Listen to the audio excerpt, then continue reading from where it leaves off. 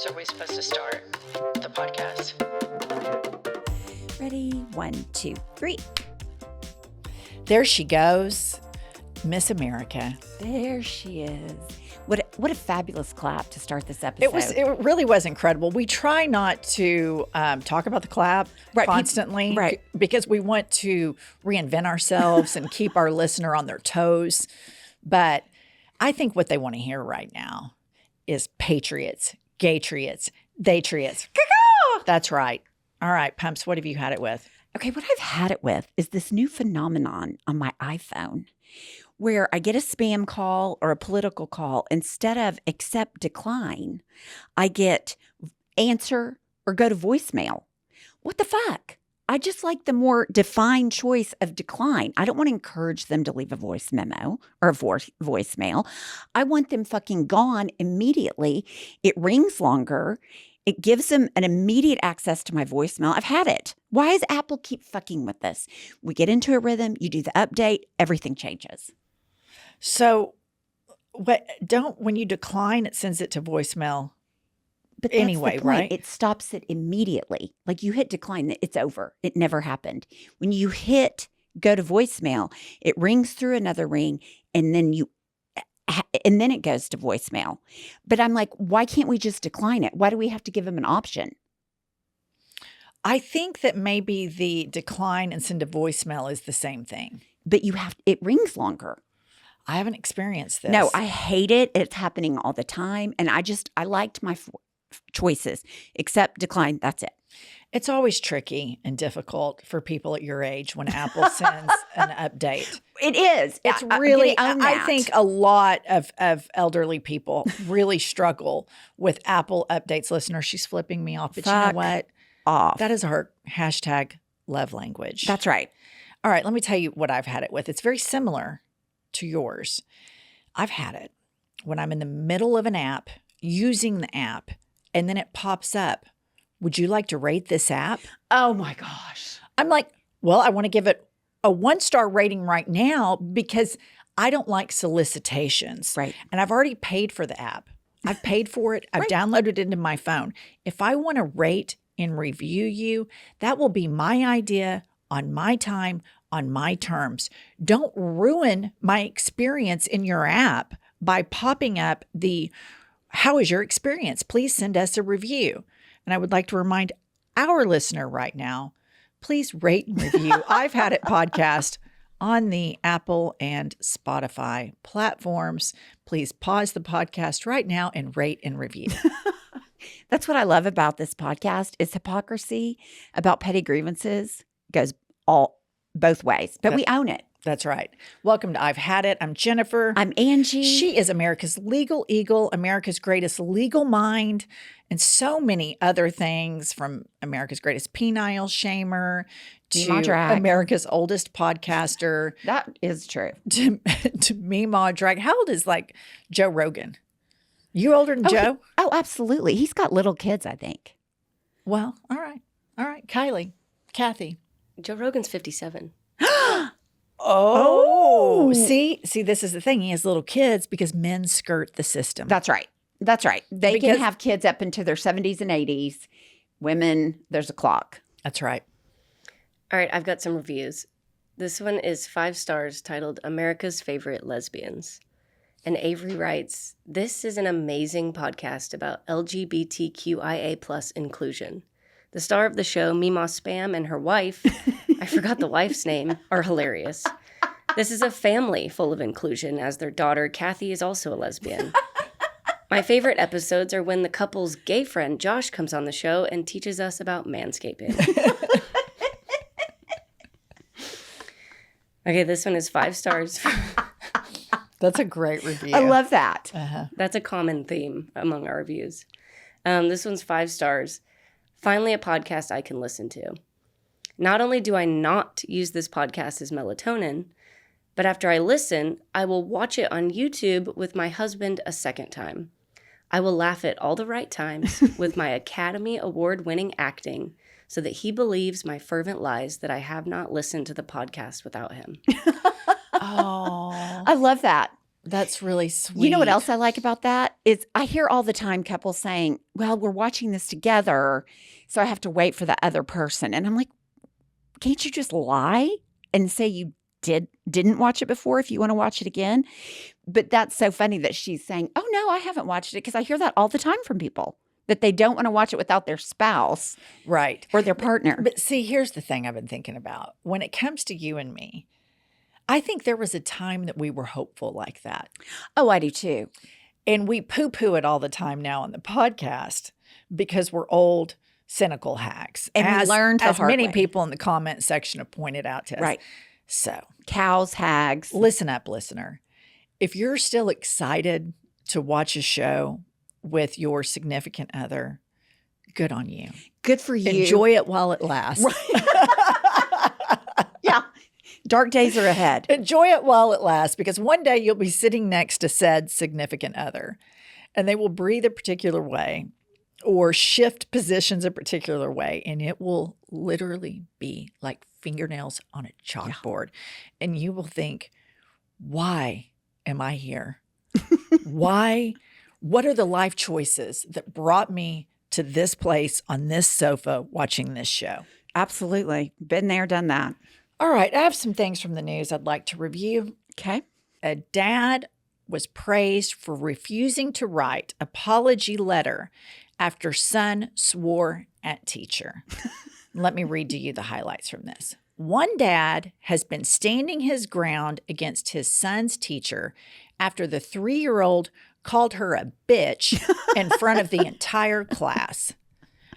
Taking to Reddit, he said, "My wife and I are parents to a just turned 3-year-old boy. He is and will very likely continue to be an only child. As his parents, we are obviously biased, but we are aware of that bias and try to be as objective as possible. It doesn't do him or the outside world any good if we coddle, shelter, helicopter, or overly favor him." At preschool on Monday, the youngster became frustrated when he spit his lunch all over the table.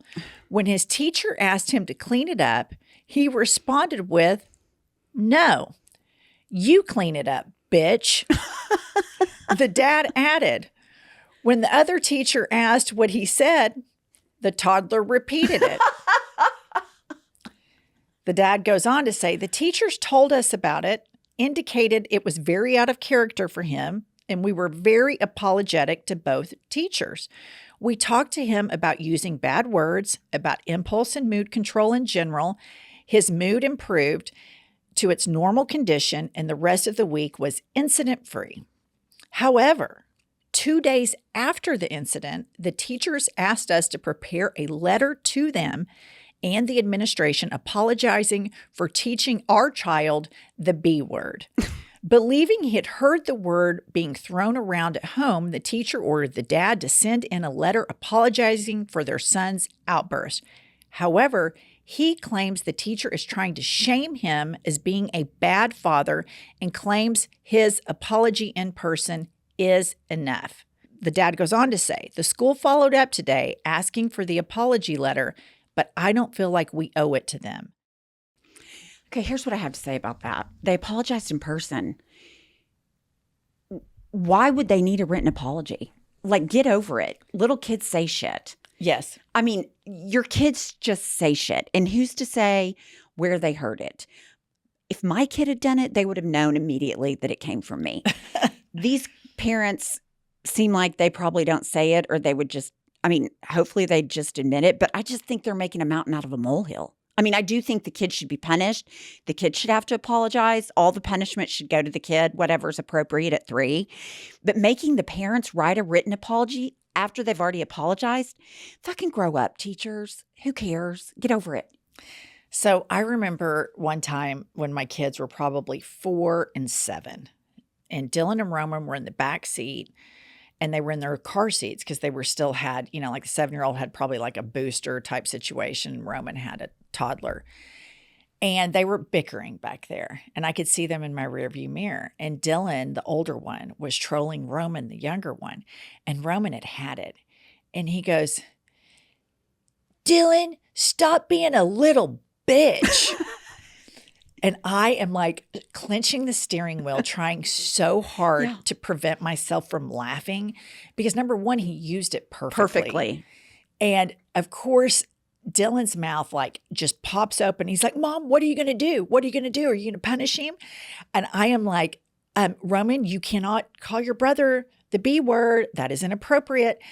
But it's just like at the end of the day, it's like, is it a punishment or is it we don't say those things because they're learning? And I think the school is being overly dramatic. The parents apologized profusely, but here's what happened. These teachers started gossiping amongst themselves and saying, well, this child has learned it from somewhere.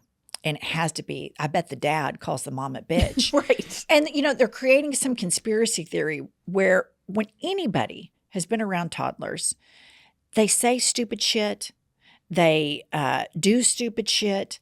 It's like being around a drunk person. Right. Toddlers are like dry drunks. They throw up. They tell you they love you. They kiss you and then they bite you all within 2.5 seconds and then stumble and fall down after they get up from hugging and kissing you. So this drama over this child's behavior is ridiculous because first and foremost, I thought the 3-year-old executed the delivery of that. Right. No, you clean it up, bitch. Double down. And then when asked, what did you just say?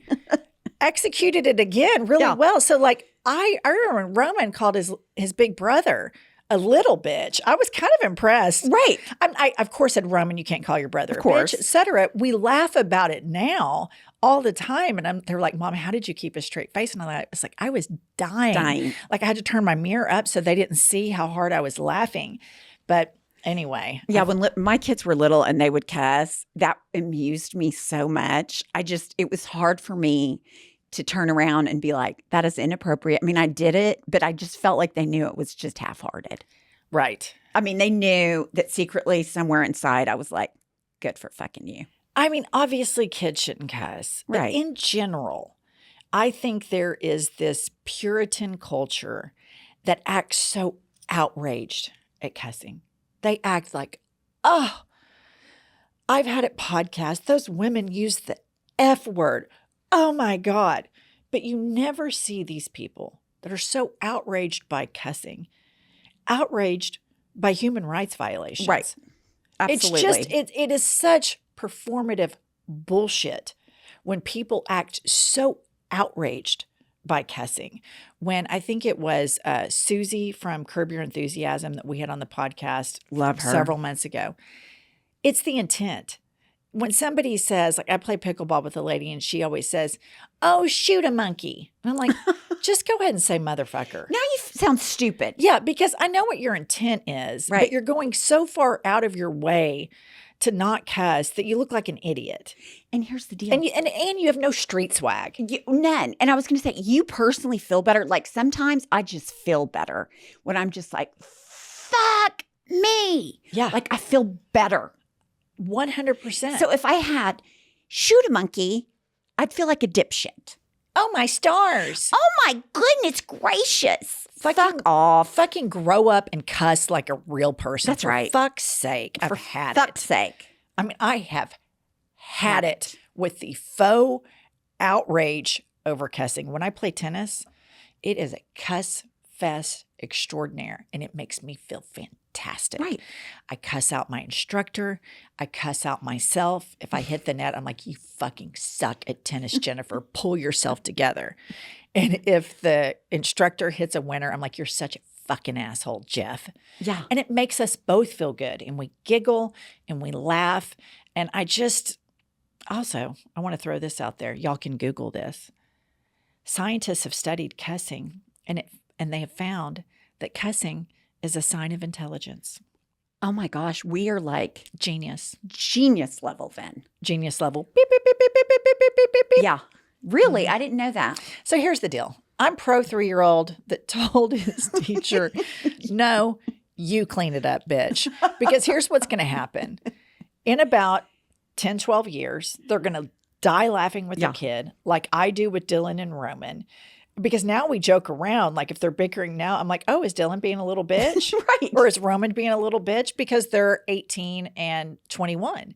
And so these are temporary things that people do. And to all of the listeners and the people out there that get so butthurt over cussing, grow the fuck up and get over it and quit being such a Puritan, modest, ridiculous, uptight, wound up like a cheap clock person that clutches their pearls nonstop 24/7. Nobody likes you. We asked everybody before we started the podcast. Everybody. We asked everybody, did you find anybody that liked them? No, not one. Everybody hates you. That's right. Oh, God, that is not a good lead up because we have a very serious guest today. We do. We have a very serious guest, and I really like this person a lot. And I think our listeners are very much going to like her. And I would like to apologize to the governor of the Empire State, Kathy Hochul, for our cussing in the intro, because we do believe there is a time and a place. Right. And for the second half of this podcast, we will refrain from cussing because we are professionals. We're going to be best behavior bitches. All right, let's welcome the 57th governor of New York, New York's first female governor, Kathy Hochul. Listener, this may come as a total shock to you, but Pumps and I have not always been this pulled together and rock solid. In fact, we used to be rather screwed up, wouldn't you say, Pumps? I would say damn near psychotic. Totally. And we have written a cell phone expose. One could even say it's a manifesto. And the book title is Life is a Lazy Susan of Shit Sandwiches. In all sincerity, we share a lot of our struggles that led us to this grand stage where we can talk about petty grievances. You can click the link below in the show notes to pre-order your copy now. Pumps, I have the best news imaginable. You know, we have been bundled up in our Quince cashmere sweaters at the beginning of this fall. Guess what they have now? New bedding from Quince. It keeps me extra warm and extra comfy. What I love about Quince is their sheets are soft and feel so luxurious. They do. They feel like that 5-star luxury hotel sheet. And that goes for their ultra plush duvets, quilts, pillows, and shams too. Quince has everything you need, listener, to level up your bed. And the best part, like Quince's clothing, their bedding is priced 50 to 80% less than similar brands. That's because Quince cuts out the cost of the middleman. They partner directly with top companies and pass the savings on to us. And Quince only works with factories that use safe, ethical, and responsible manufacturing practices. Listener, turn up the luxury when you turn in with Quince. Go to quince.com/IHI to get free shipping and 365-day returns on your next order. That's QUINCE.com/IHI for free shipping and 365-day returns. Quince.com/IHI. You know, Pumps, when I think about Skims, which we love, and I think about what a big company it's become and how much they've grown, I wonder how they make it all run so smoothly. And what it is Shopify. Shopify is the business behind the business. What's great about Shopify is your business can be big or small, and they take the overwhelming part of merchandise sales and make it easy. That's exactly right, because nobody does selling better than Shopify, home of the #1 checkout on the planet and the not-so-secret with Shop Pay that boasts conversions up to 50%, meaning way less carts going abandoned and way more sales going cha-ching. So if you're into growing your business, your commerce platform better be ready to sell wherever your customers are scrolling or strolling on the web, in your store, in their feed, and everywhere in between. Listeners, upgrade your business and get the same checkout as Skims. Sign up for your $1 per month trial period at shopify.com/hadit, all lowercase. Go to shopify.com/hadit to upgrade your selling today. Again, that's shopify.com/hadit. All right, let's welcome New York's first female governor, Kathy Hochul. Governor, how are you today? Doing great. I'm a little preoccupied because there's someone working outside my window here at my apartment in Manhattan, and there might be a guy that's swinging back and forth. So don't be disturbed. I'm sure my security details onto this guy, but there might be somebody who pops in who's like cleaning windows or something. So that's all I'm focused on right now. Is this guy going to be in our shot or not? Well, I would like to welcome you to I've Had It. Before we started recording, you were saying that podcasts are kind of new for you. And it seems like lately that kind of is where politicians are heading because you reach right into the earbuds of the listener. So welcome. Thank you. I've been listening to podcasts for a long time, but for people that even actually want to have politicians on, that's your call. Well, we're happy to participate. Well, we like to start off by saying, what have you had it with? How much time do we have? But let me say this. In a unique position, first woman governor, first of many, all the career steps I've had elected of office, I've had it with people who don't think that women have what it takes to be strong enough to run governments. And whether it's something that Kamala Harris has to deal with and people's perception, or what I've had to overcome here in the state of New York. And so I want to get to a point where I don't have to be have had it with them and just say, listen, we know what we're doing. We've been through a lot of challenges. We have the strength. People think that, women are too emotional. I've seen men have more meltdowns than women in government, and men who can't handle the stress and kind of head into a dark place. And women just are hardwired to solve problems, keep calm amidst the storm. And maybe that comes from raising kids and teenagers as well, because we've had to be that person. So these are actually strengths, not negatives. And I think I'd be happy if more people recognize that. I completely agree. We talked a lot during the Senate confirmations for the judiciary. Everybody's talking about a woman's too emotional, da-da-da-da. Ketanji Brown Jackson, she took shot after shot after shot. She was calm. She was thoughtful. Then you have Brett Kavanaugh, who was snot slinging like a little tiny baby. And I was just like, yes, women are too emotional. Cut me a break. I agree with you 100%. And I think oftentimes both men and women, men from a misogynist standpoint and sometimes women from an internalized misogynist standpoint, have a default setting to diminish women. And we have to contrast that and offer the split screen that I haven't seen a female politician cap lock tweeting or truth socialing in a death spiral at 2 and 3 a.m. And if a woman did such a thing, her political career would be over. It would be immediately disqualifying, no questions asked. But I do Absolutely right. I do want to tell you on a personal level, my son is a senior at the Newhouse School of Journalism at Syracuse University. Well, that's outstanding. And does he need an internship or a job when he gets out? You give me a call, because that's a great school. And I was very close. I was in the Maxwell Political Science wing of Syracuse University, but we always were taking on issues together with our friends on the local newspaper, the Daily Orange, and working with the people in communications. And so great school. I so enjoyed it. I get back there as often as I can. So he's going to do well in life. Thank you. Okay, so one thing, talking about universities, we live in Oklahoma, so we have a Republican supermajority, which means we're last in education, last for a good state for women to live. And recently, our governor has stepped into the university level, revoking DEI protections. Now, the president of our universities are saying, we're having a hard time getting professors to come here, because it's such a backward-ass way of thinking. So what do you see as the role of a governor in public universities?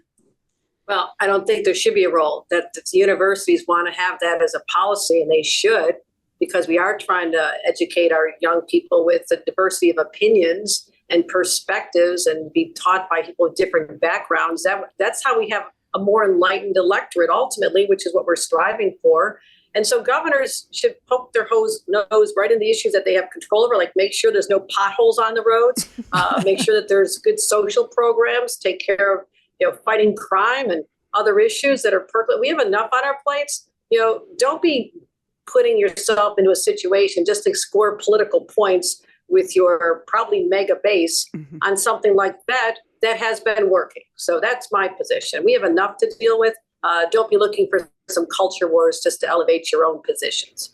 Sounds to me like the governor, who is a Democrat, and Democrats are often confused as being big government, is advocating for minding your own business and sticking to the needs of the people in a more limited role and not intervening in wedge issues like that. So I really thank you for that, because it is problematic when a university is intervened like that by the state government. And it's embarrassing to live in a state where you see that in the headlines.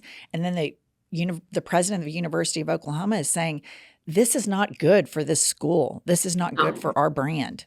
No, and keep your nose out of the universities when it comes to their policies that they're using to attract and educate students in a certain way and have a certain caliber of professors. Keep your nose out of our lives when it comes to reproductive freedoms. I mean, it's interesting that historically people have thought that Democrats were guilty of overreach. We want to, the nanny state, we want to do everything for you. I'm seeing something exactly the opposite, where Republicans cannot wait to be telling us how to run our lives, what to do, what books our kids can read, whether or not we can have reproductive freedom, something that we enjoyed. At least my generation had the benefit of my mother's generation's fight. And my daughter, who's a little bit older than your son, does not have those rights now. So it's fascinating that people have a stereotypical view of both parties, and Republicans with their overreach have just thrown it out the window. Like, we don't mind being the ones that are telling you how to live your lives. I think more Americans understood what's at the core of their philosophy now: domineering, patronist, misogynistic toward women in everything they do. Maybe more of them would come our way and understand that, no, we're just trying to get stuff done for people and not be involved in their daily lives. Well, I want to shift gears here and talk to you about, you spoke about your daughter, and I think we all raised kids around the same time period. And when they were really little, we didn't have smartphones. We had like a flip phone. But as we're raising our kids, in come smartphones. And then you have this opportunity where you can reach your child and you can track your child, which solves the problem of safety and knowing where your child is. But it seems like we weren't really prepared as to what we were handing our children when we gave them smartphones. And it seems like you have been leading the nation in legislation on this. And we know that Gen Z is suffering debilitating levels of anxiety that our generation hasn't suffered from. I'm so glad you brought this up, because a lot of it has to do with the rise in social media algorithms that are designed to be intentionally addictive, that pull in our kids based on the preferences that they have demonstrated where they're searching and who they're talking to. It's setting up algorithms that are addictive, it's holding them captive, and they cannot escape. And whether it's all night long, like my nieces are exhausted during the day because they think they need to be on talking to people all over their networks, but also around the world with different time zones. It's crazy. But what's happening during the school hours is that, number one, teachers are beyond frustrated because they're now in competition with a young person who's not even making eye contact with them and learning and pretending to learn. They're just using their devices all day long. It's also keeping them in a place that can be dark. It can be a place for bullying.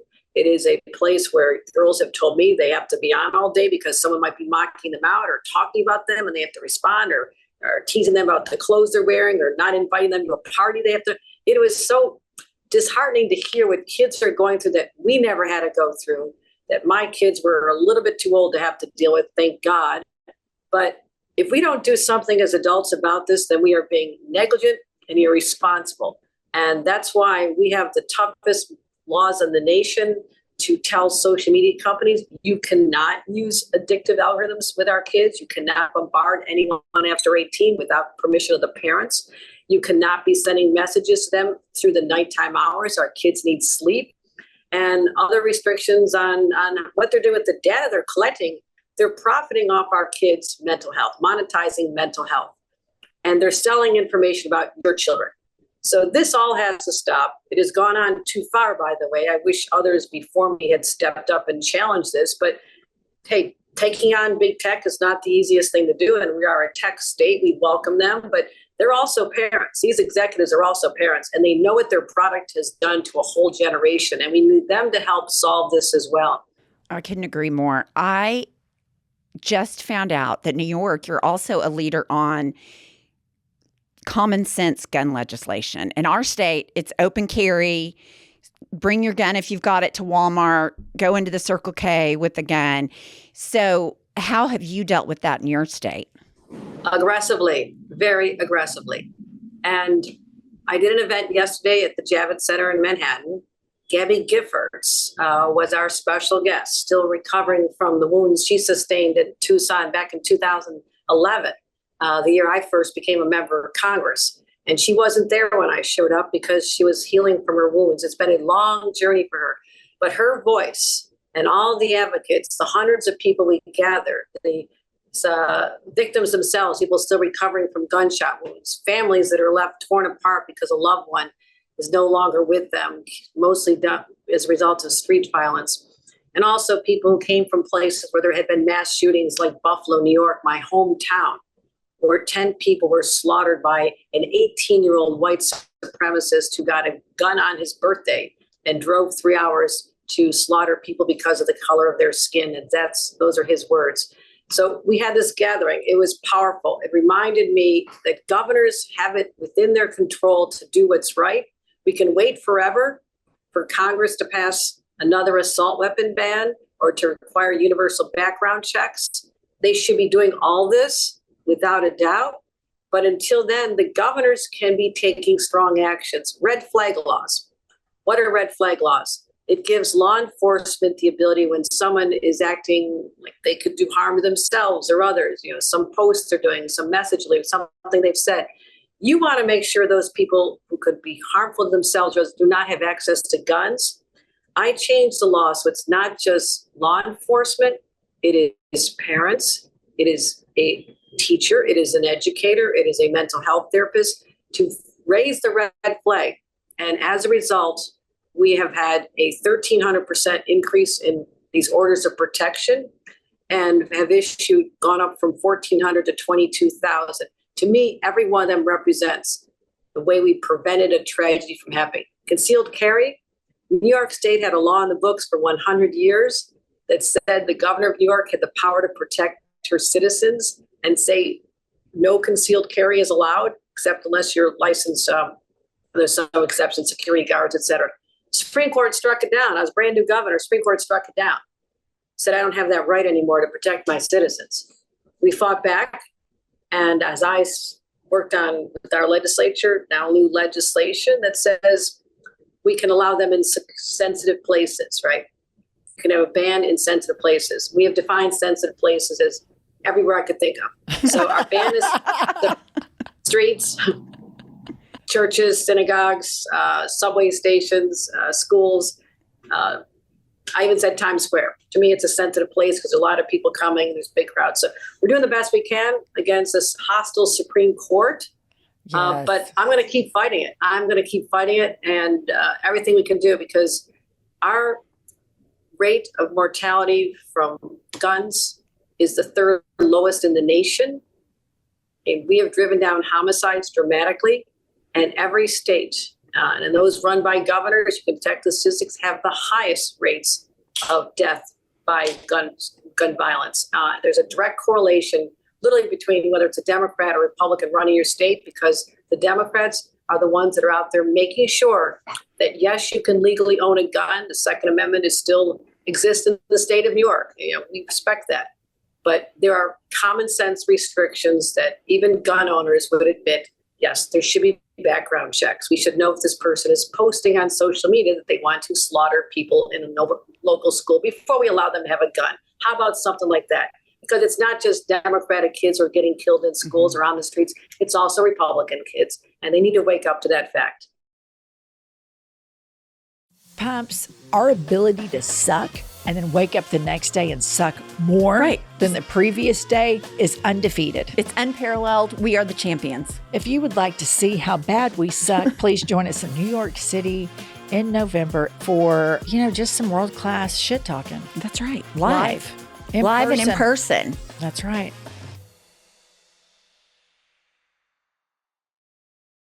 Okay, Pumps, you know how it's so difficult to find gifts that are unique for those special people in your life? Absolutely. It's so hard. Uncommon Goods. I got this fabulous candle. It's so cute and it smells divine. Listener, when you shop at Uncommon Goods, you're supporting artists and small independent businesses. Many of their handcrafted products are made in small batches, so shop now before they sell out this holiday season. Uncommon Goods looks for products that are high quality, unique, and often handmade or made in the U.S. They have the most meaningful, out-of-the-ordinary gifts anywhere. They even have gifts you can personalize.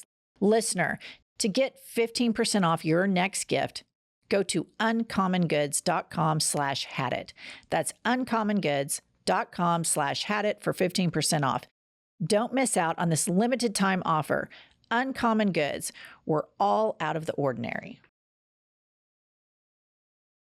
Okay, Governor, now we're going to play our world famous game called Had It or Hit It. Oh my God. Welcome to Had It or Hit It. I would hit it. Had it. Had it. I hit it every day, sometimes twice a day. Okay, Governor, had it or hit it, tourists. I love them. What's the word? Hit it. Hit it. Hit it. Okay. Hit it. We love tourists. Come to New York. Yes. I mean, New York City, I think, is the greatest American city. We go often for work and just absolutely love the diversity. And you know what is so interesting? Angie and I talk about this a lot. The people in our state, the kind of like MAGA Republicans will be like, we're for freedom. In Oklahoma, we're free. No place on the planet do you feel freedom more than walking the streets of New York City. Completely the freedom of expression, the languages being spoken, the attitude, all of it, it just resonates and rings freedom, in my opinion. I walk the streets of New York all the time because I feel exactly what you're talking about. Believe it or not, I can put on a baseball hat and a ponytail and sunglasses and a pair of jeans and sneakers, and people don't know it's me walking to the street. So I buzz around all the time, and I see the tourists, and I absorb the energy and the excitement that is out there in our city, across our state. And to me, it's invigorating. And so we welcome all tourists. Come. Okay, had it or hit it, group chats. I would say this is a tough one, depending what we're chatting about. Sometimes they just go on forever and ever and ever. But I would say hit it. We still need to have them. I do get a lot of information from them, and people do, give me their opinions, which I need to hear. So we'll hit that one. Okay, had it or hit it when a meeting could have been an email. Oh, had it with that. Had it. Yeah, shut down those long meetings. Shut down the long meetings. Agree. Okay, had it or hit it, the Buffalo Bills. Oh, do you need to ask? I love the Buffalo Bills. Hit it out of the park. I love the Buffalo Bills. And I'll tell you what. Buffalo Bills have been around since the 1960s. They're a small market team, and the fans are rabid fans. All of us are. And we've never won a Super Bowl. And I have such an affinity with people because I come out of a steel town. My dad worked at the steel plant, and my parents used to live in a trailer park before they did better. So it's a grittier town, at least it was when I was growing up. It's now very tech-oriented and very sophisticated. But growing up, there's a sense for an underdog, right? And as a community, you feel like people are always picking on you. We have too much snow, this and that, the Bills can't win a Super Bowl. But it binds you together. And so there's this spirit that is transformative when you walk into I would tell you this. The apartment I picked here in New York, on the corner is a Buffalo Bills sports bar. It was an important test for me. And I love the Giants and Jets, but I love all my teams. But I'm from Buffalo. People understand. So I can walk there, watch a game late at night, until Monday Night Football, Sunday Night Football, and go to the games when I can. So it creates a sense of community, which is powerful. And I love that. You know, I always think this when I see Buffalo Bills fans, and you were watching. My dad was a big is a huge Dallas Cowboys fan, and so I'd watch football with him growing up, and I would see the games in Buffalo, and I would see the snow, and I would think these people really love that team. Right. And Angie and I years ago used to smoke cigarettes. And then when it was really cold, we'd go outside bundled up and I'd go, we really want this. I mean, we've quit. It's been over a decade since we quit. But Congratulations. Thank you. But I always think the Buffalo Bills fans, They want it. They really want that. They do. There is that grit there. Okay. Last one. Had it or hit it. Kamala Harris and Tim Walz. Hit it up. That's our next president and vice president. So I'm excited about them. Tim Walz and I served in Congress together, and I'll tell you a quick story. He represented the most Republican district in his state, and I represent the most Republican in the state of New York. So you're not always sure you're going to go back after your election. Maybe it was a fluke. Maybe you're going to lose the next time. So there's this one floor in the Longworth House office building, which has the crappiest, smallest, oldest offices. They put the people who I would say are the endangered species members of Congress all together, like packed together. Like, you can have this lousy real estate because you're probably not coming back. I didn't go back because I supported the Affordable Care Act, and that's fine. I'm okay with that. I'm doing all right since then. Tim was also on the same floor, so I got to know him in Congress. And then both of us as governors, he's been the head of our Governors Association. So there's a special affinity that governors have because, it's senators, congressmen, that's all great. But basically the buck stops with you. Anything that happens in your state, people are looking to you for leadership or to solve problems, and you are the point person. So I know he has what it takes. And Kamala, yes, vice president for almost 4 years, but don't forget the fact that it is not easy to run for district attorney in a major American city. It is not easy to run for attorney general or U.S. senator in the largest state in America. And she did all that. So let's give her more credit for the lifetime of experiences she brings to this, and not just say, oh, did she agree with Biden or not agree with Biden? That doesn't matter. We're getting the whole package here, and they're going to be incredibly successful. We're vested in their victory on election night, and I'm so excited about this election. It's going to be transformative for our nation. I hope so. I completely agree, and I cannot tell you what a pleasure it has been to meet you. You exceed all expectations, and thank you for all of the work you do in New York. And our listeners know this because we have a lot of blue dots peppered all over red states that listen to us.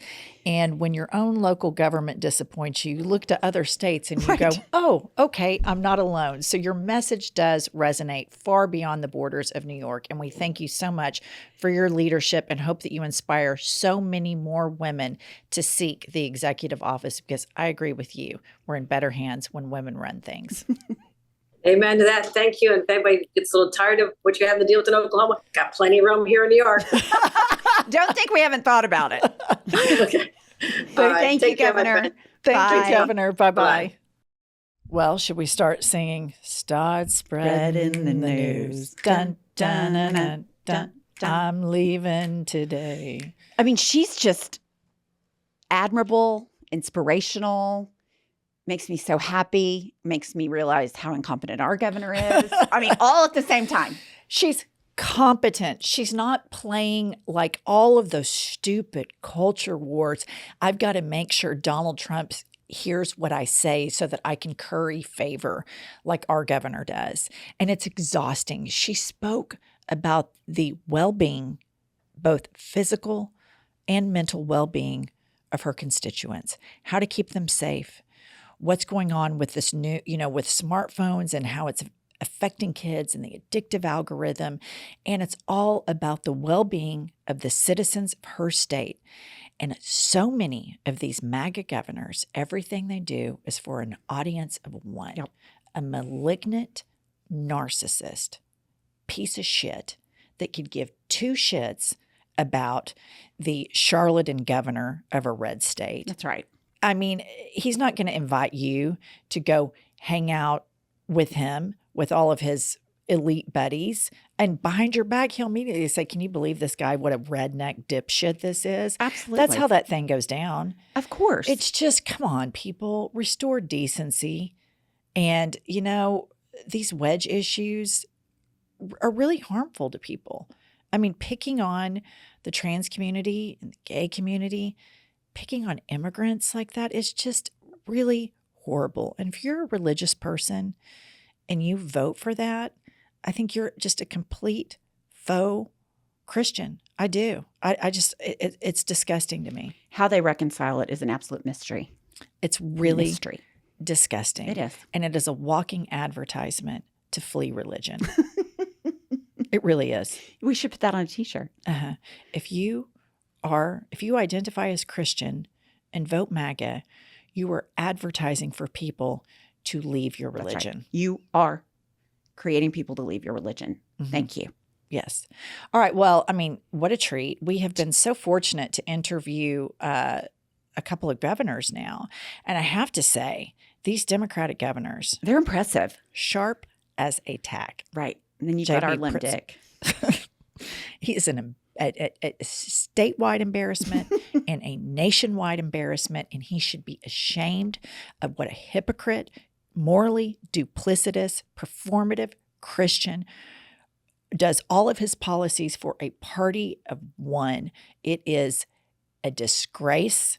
It is humiliating, and I will never stop browbeating that man. Never. Because all he does is cause suffering for Donald Trump. He causes his citizens to suffer so that he can curry favor with really the worst human being on the planet.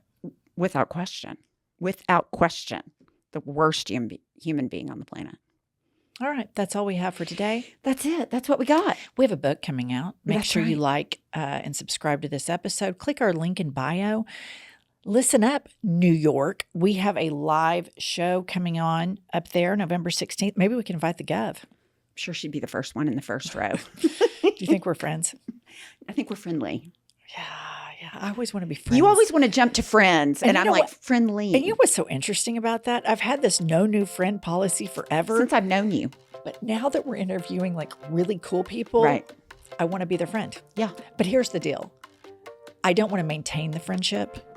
I just want her to say, oh, yeah, I'm friends with her. Right. You just want there to be a mutual affection. It's a vanity project for an insecure aging podcaster like me. All right. Tell them, Pumps. We will see you next Tuesday and Thursday. I'll tell you what I've had it with. Let's hear it. I've had it with that. Listen up, patriots, gaytriots, and natriots. We have a new podcast that has dropped. It's called iHip News. It's Monday through Friday, every day, 15 to 20-minute hot takes on the political landscape of the United States of America, always served with a side of petty grievances. We are on all the available platforms, Apple, Spotify, Google, whatever you get your podcasts, and YouTube. Please go rate, subscribe, and review so that we will chart upwards with America's greatest legal mind. Pumps, what does an eagle say? Caw-caw! A little bit more enthusiasm. Caw-caw! That's it. That's Caw-caw! the patriotism that this country needs right there.